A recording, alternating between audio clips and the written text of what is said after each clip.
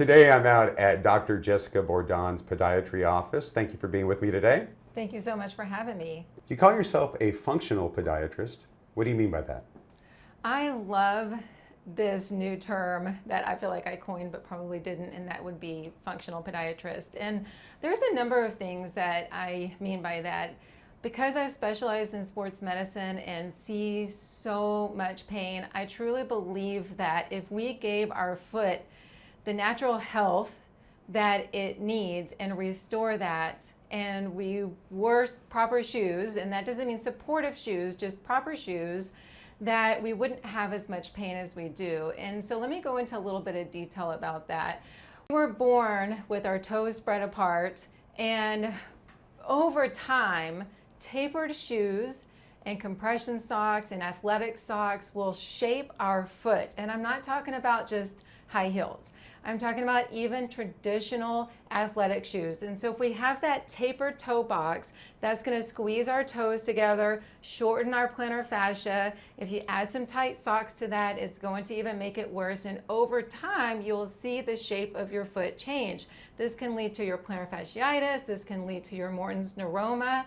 And so what we need to do is get your toes spread back out where they are happy. We need to strengthen that foot up. We need to stretch out those extensor tendons in order to get the natural foot position back into more functional health. And that's why I like the word functional podiatrist. There are shoes that are better than others. And let's talk about an athletic shoe right now. So when I'm talking to my patients about athletic shoes that they need, there's a few things that I describe. The first one is they need a wider toe box. And this isn't necessarily a wide size. This is actually the shape of the toe box needs to be the shape of what your foot is supposed to be like. That's going to give your toes room.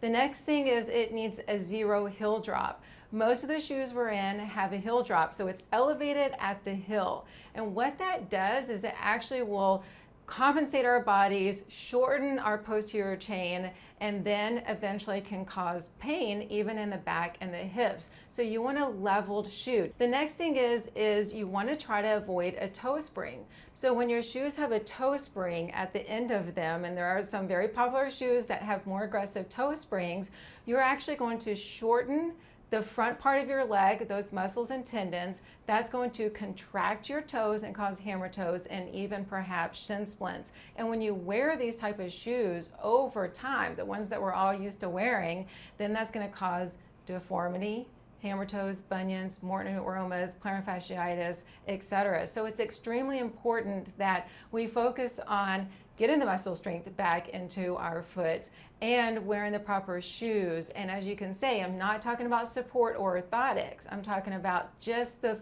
shoe our foot should really be in. So if somebody wants to contact your office, set up an appointment, or find out more about you and the practice, what's the best way for them to do that? You can call my office phone number at 830-500-3034. Fantastic information. Thank you for being with me today. Thank you so much for having me.